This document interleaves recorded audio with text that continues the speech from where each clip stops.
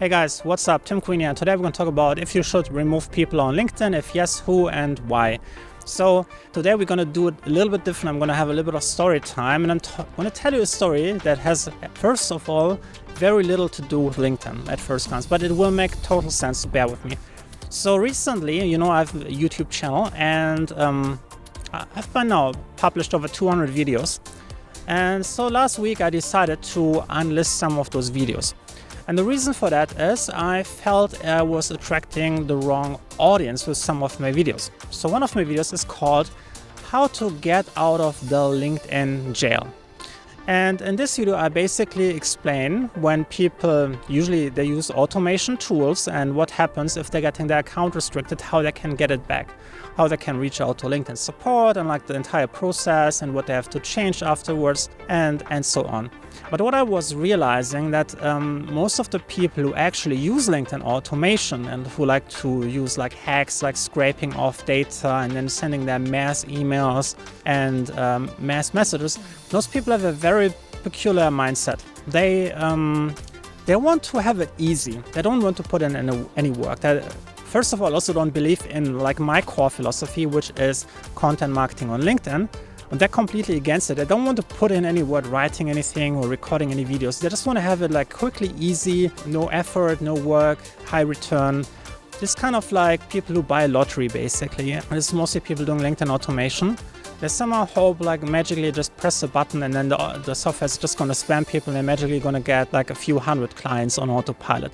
So the problem with that is that I realized those people actually not open to any of my content. So when they are watching my how to get out of the LinkedIn jail video, they're super happy and they click the subscribe button. And then I'm going to talk about how to get clients on LinkedIn with content marketing. And they're like, yeah, it's like too much work. And then they go away and YouTube is then looking at the data and they say, hey, it seems like they subscribed to this video, but then they didn't seem to like any of the other videos. So maybe the videos from Tim are not so good or not so relevant, and then I'm ending up with a less engaged audience. So that's one of the videos I was removing. I removed another one just to give you an example. This one was called Who Removed Me on LinkedIn. I realized when I was publishing this video, I was also attracting the wrong kind of audience for another reason. Like in this case, I realized people who were interested in this kind of content were usually quite toxic, like very insecure people who have vengeful thinking, like, why did you remove me? Like, how dare you remove me? Do you think you're better than me?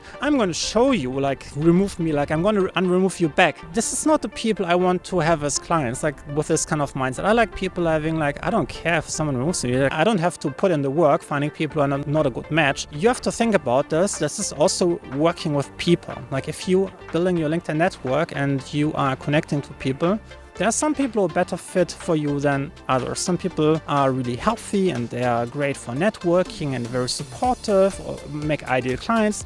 And there's other people who are like time wasters and like very negative and who might never buy from you but might ask you 20,000 questions for free. So you have to be really clear, what do you want, who do you want to connect with, and what kind of relationships do you want to build on LinkedIn. And because it has a long-term effect both on your success, like when LinkedIn is realizing like you have a small group of people, they will say, hey, because you're connected to those 20 people or those 50 people, here are some people who are similar to those you might want to connect to. And similarly, they're also recommending your profile to other people. If you want to actually build a network of ideal clients, it's really important that you are getting like a really clean and quote unquote network of ideal clients so you can actually grow your business. But if you are connecting to random people, you're getting like this kind of same results what I had with my YouTube videos. You're getting people who are coming there for the wrong reasons, people who might waste your time, who might ask you a lot but never buy.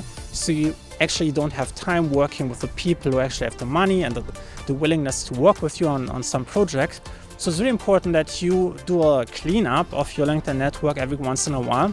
Now I know some people they almost have a lost case. Like some people have like 25,000 connection, almost at the 30K limit. So that will be a big job. But what you can do is you can put it up in batches. You can actually download your LinkedIn data, put in an Excel sheet, and then batch it up and say, okay, every day I'm going to look at, let's say 10 to 20 profiles, and then you're just going to schedule it. You put it in the calendar, you put the 20 names inside, and then you can just manually search for them and then check out if you want to remove them as a connection or you want to keep them. Eventually, if you do this for long enough, depending on the number of LinkedIn profiles, you can actually get your number down quite low.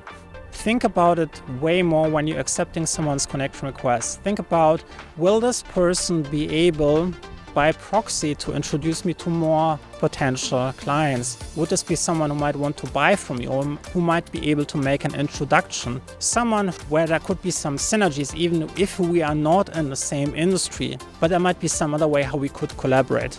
And then really be honest to yourself and like just be selective who you're connecting to. Otherwise, you have to put in a lot of time later, because once LinkedIn is confused about your ideal audience because you're connecting to everyone, no one, it will be really difficult to get out of this mess.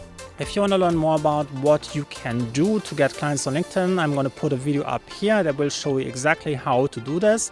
My 7-step process. You can also check out my LinkedIn Accelerator program if you just want to have like an A to Z step-by-step explanation how to set up your entire LinkedIn sales funnel, from finding your right audience, defining your content strategy, building your content, having systems and processes to get this done in bulk, and then how to get people on the phone and to sell them your products. You can also download my free LinkedIn hashtag guide, which shows you exactly how to find the right hashtags for your post or for your LinkedIn creator mode profile. And if you want to get more videos like this, make sure that you subscribe, hit the notification bell on, and I'll see you in the next one. Bye.